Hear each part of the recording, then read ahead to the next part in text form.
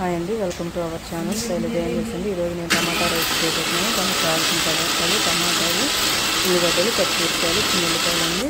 ఇవన్నీ మనం ఉల్లిగడ్డలు చిన్న ముక్కలు ఉంటాయి కదండి, మనం ఫ్రైకి చేస్తాము అలాంటి ముక్కలు కట్ చేసుకోవాలి. టమాటాలు కూడా అలాగే కట్ చేసుకోవాలండి. నేను మీకు కట్ చేసి చూపిస్తాను. ఇదిగోండి, ఇలా చిన్న ముక్కలు మనకి ఇలా కట్ చేసుకోవాలండి.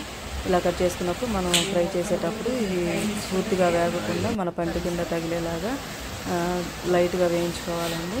టమాటా ముక్కలు కూడా అలాగే కట్ చేసి పెట్టుకోవాలి. టమాటాలు, పచ్చిమిరపకాయలు, ఉల్లిగడ్డ అన్నీ కట్ చేసి ప్రిపేర్ చేసి పక్కన పెట్టుకోవాలండి. టమాటా నేను రైస్ ప్రిపేర్ చేసి ముందుగానే పక్కన పెట్టాను. ఇప్పుడు మనం ఇవన్నీ కట్ చేసుకున్నాక తాలింపు వేసుకున్నాము.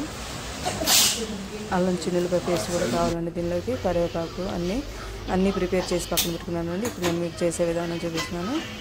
ఇవన్నీ పెట్టేసుకొని నేను 1 కేజీ రైస్ చేయబోతున్నానండి. అందుకని ఒక 2 గంటలు ఆయిల్ వేసుకున్నాను. రైస్ అంటే హోమ్లో పిల్లలకి టిఫిన్కి యూజ్ చేస్తున్నానండి. ఇదిగోండి, నేను అన్నీ ప్రిపేర్ చేసి పక్కన పెట్టుకున్నాను. తాలింపు వేస్తున్నానండి. తాలింపు గింజలు, ఎండుమిరపకాయ, చిన్నులపాయ వేసి వేయించుతున్నానండి. ఇవి కొంచెం వేగిన తర్వాత దీనిలో మనం కరివేపాకు, ఉల్లిగడ్డలు వేసుకున్నామండి. ఇవి కొంచెం లైట్గా వేగిన తర్వాత ఇదిగోండి, నేను చిన్న ముక్కలుగా కట్ చేసుకున్న ఉల్లిగడ్డలు అన్నీ వేస్తున్నాను. దీంట్లో మనకి ఎక్కువ టేస్ట్ని ఇచ్చేది ఉల్లిగడ్డ, టమాటానేనండి. అందుకని చెప్పేసి కొంచెం ఎక్కువ క్వాంటిటీనే తీసుకుని నేను పెద్ద గడ్డలు ఒక 4, ఒక చిన్నది మొత్తం 5 గడ్డలు తీసుకున్నానండి. ఇది మరీ అంటే ఎరడాలుగా ఎగడం కదండి, కొంచెం కలర్ చేంజ్ అయ్యి ఉల్లిపాయ కొంచెం వేగిద్ది కదండి, అంతవరకు వేయించుకోవాలి చాలు. మరీ ఎర్రగా వేగాల్సిన అవసరం లేదు. కొంచెం కలర్ చేంజ్ అయ్యే వరకు వేయించుకొని ఆ స్మెల్ వస్తుంది ఒకలాగా. ఉల్లిగడ్డ ఆనియన్ వేగినప్పుడు ఆ స్మెల్ వచ్చే వరకు వేయించుకొని ఇదిగోండి, సన్నగా తరిగి పెట్టుకున్న టమాటాలు కూడా దీనిలో వేస్తున్నాను.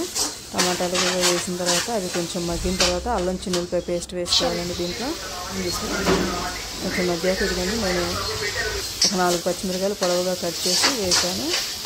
పచ్చిమిరకాయలు వేసిన తర్వాత చూసారా, టమాటా అంటే మొత్తం అవేలాగా చేసుకోకూడదండి. మనకు తినేటప్పుడు మనకి తెలియాలండి. టమాటా, ఉల్లిగడ్డ అట్లా తెలుస్తుంది మనకి, అసలు ఫ్లేవర్ కదండి. ఆ ముక్కలు మనకి తెలియాలి తినేటప్పుడు. అందుకని మరి పూర్తిగా మెత్తగా అయిపోయే వరకు ఉంచొద్దండి. అది కొంచెం మగ్గిన తర్వాత అల్లం చిన్నులపాయ పేస్ట్ కూడా వేసుకోవాలి. దీంట్లో కొంచెం పసుపు, కారం అన్నీ వేస్తున్నానండి. ఇవన్నీ సాల్ట్, కారం, పసుపు అన్నీ వేసాను. ఇవి కొంచెం ఒక 3 మినిట్స్ మధ్య వరకు వేయించుకున్నామండి. ఇవి వేగిన తర్వాత కొంచెం పెరుగు వేస్తున్నాను. కొంచెం పెరుగు వేసుకొని పెరుగు కూడా మొత్తం అందులో కలిసిపోయేలాగా బాగా కలుపుకుందామండి. పెరుగు అంతా బాగా కలిసిపోయేలాగా మొత్తం దీంట్లో టమాటాలు ఎక్కడ కూడా గ్రేవీ లాగా అవ్వకుండా మనం చూడండి, నేను టమాటాలు గ్రేవీ లాగా అవ్వకుండా చూడండి ఇలా పెరుగు కూడా వేసి తిప్పాను.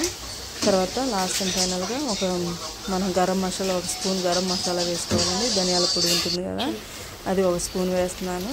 ఫ్లేవర్ కోసం అండి, బాగుంటుంది.